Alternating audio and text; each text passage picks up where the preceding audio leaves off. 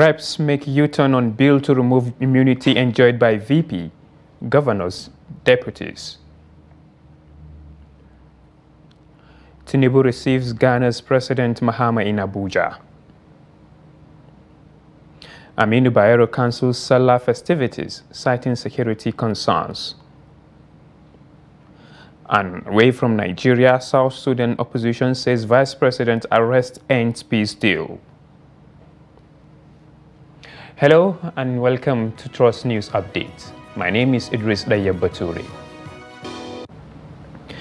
Now, the House of Representatives has rescinded its decision on the second reading of a bill for an act to remove the immunity conferred on the President, state governors, and their deputies. The bill was said to be introduced to curb corruption, eradicate impunity, and enhance accountability in public office. However, the House has rescinded the second reading passage, saying the rescission is based on the need to subject certain provisions of the bill to debate.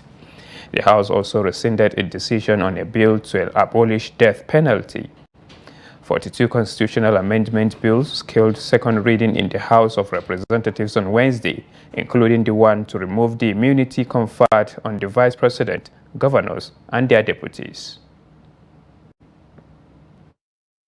Capital punishment as well as immunity. It's something that we have to debate later on in more detailed form. And I thank you for your understanding, the sponsors of the bill. They also understood that for now, we'll keep it until we debate later on in a more thorough, comprehensive form. Thank you. The House do note that the debate on the general principles of the underlisted constitutional alteration bills were debated and referred to the Committee on Constitutional Review for further legislation. That is one, a bill for an act to alter the Constitution of the Federal Republic of Nigeria 1999 as amended to qualify the immunity conferred on the President, remove the immunity conferred on the Vice President, the governors, and their deputies, in order to curb corruption, eradicate impunity, and enhance accountability in public office and for related matters, HB 1664. Now, President Bola Ahmed Tinubu on Thursday received his Ghanaian counterpart John Mahama at the State House, Abuja. Mahama's visit to the President's villa is his first official coming since his inauguration on January 7, 2025. Both leaders are expected to focus on strengthening diplomatic ties between Nigeria and Ghana, as well as discussing key regional issues within the Economic Community of West African States, ECOWAS. Shortly after winning the presidential election in December 2024, Tinubu visited Mahama in Accra.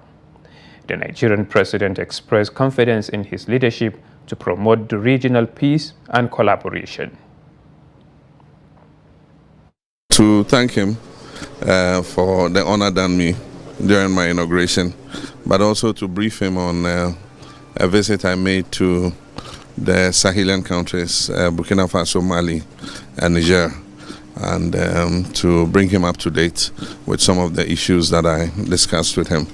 As ECOWAS chairman, it's my duty to come and brief him on some of the concerns that were raised there, so that we continue to see how to dialogue with those other countries. I feel good that he's here in the first place, and I'm indeed very happy of the effort is made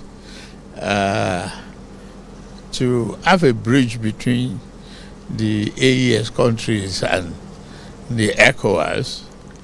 It's not a bad idea for us because of the security situation in the Sahel region and what economic opportunity that we must embark to ensure security of life and properties of our citizens.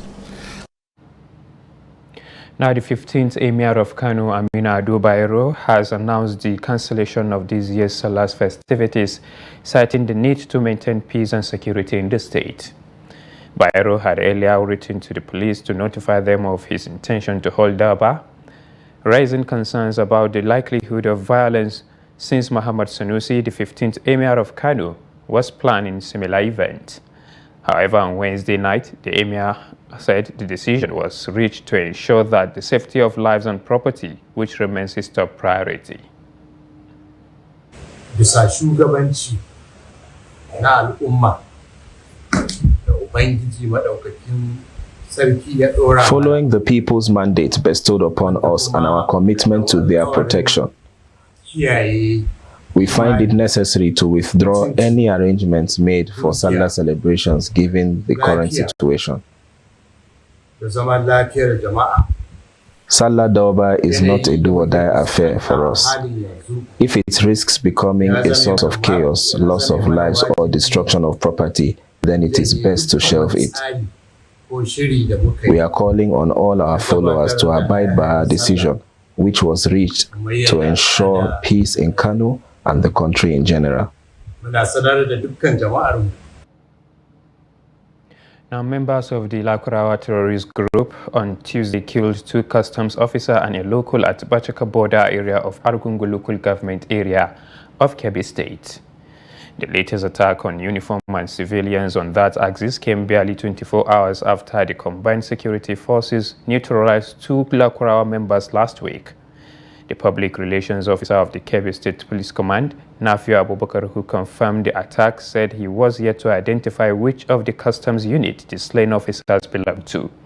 He said the Commissioner of Police, Sani Bello, has paid on-the-spot a visit to the scene of the incident and warned that forces will not be intimidated by the attacks. He said the attacks are evidence that members of the terror group are being weakened by the sustained onslaught to completely decimate them. Now, troops of Sector 7 under Operation Safe Haven, a security task force maintaining peace and harmony in Plateau and some parts of Kaduna State, have arrested the suspected killers of a Reverend Father Sylvester Okechukwu. According to the operation, Reverend Okechukwu was murdered after he was kidnapped in Tachira village in Kaura local government area of the state. Ado Musa completes the report. The suspects, Pate Yao and Douglas Henry, were paraded on Thursday at the headquarters of Operation Safe Haven in Jos. According to the spokesperson of the operation, Major Samson Zakom, the suspects were arrested on March 25, 2025 after a raid on the hideout of the suspects, located at Ruga Settlement in Warsa PT Village in Lere local government area of Kaduna State. Troops of Sector 7 Operation Safe Haven have arrested killers of a Reverend Father, Sylvester Okechukwu, murdered after he was kidnapped in Tachira village in Kaura local government area of Kaduna State. The suspects were arrested on the 25th of March 2025 following a raid on the prime suspect's hideout located at Ruga Settlement in Wasa PT village in Lere local government area of Kaduna State.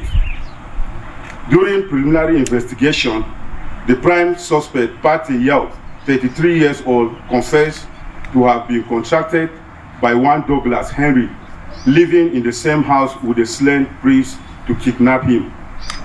Troops in a follow-up operation arrested Douglas Henry at Angwa, Seriki, Tachira in Kaura local government of the state.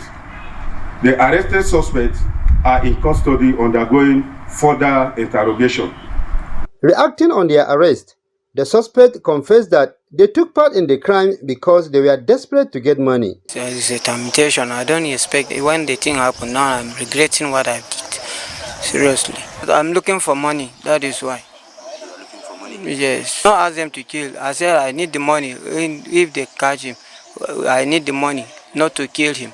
They told me that they killed him. I said, why is it that they did that? It's not what I asked them to do. It's not what I asked them to do, and they now kill him. Why did they do that? And what I did not expect to happen is what they did. Wallahi da waɗancan ɗin sun tafi da shi. To wallahi ni na tambaye su me.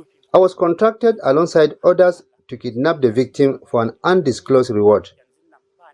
After kidnapping the victim and taking him to our den, I was promised my share of the money.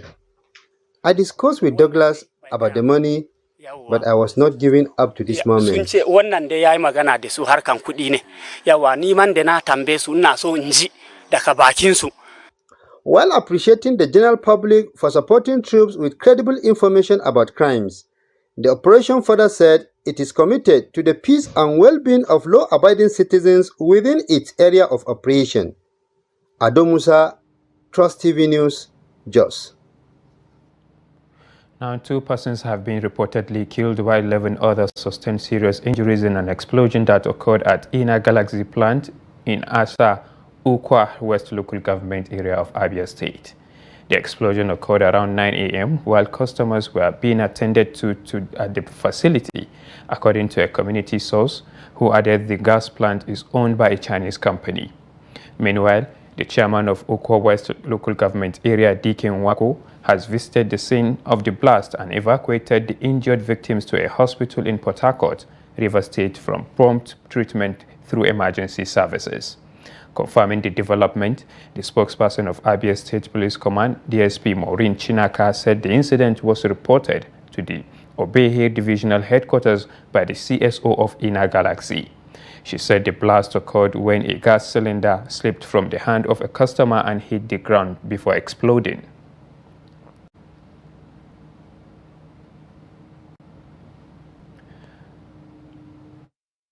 Leadership of the Nigerian Labour Congress NLC and the Trade Union Congress TUC has given a 2-week ultimatum to the Zamfara state government to address the issues of the 70,000 naira minimum wage and the reinstatement of some workers who they claim have been removed unlawfully from the state payroll.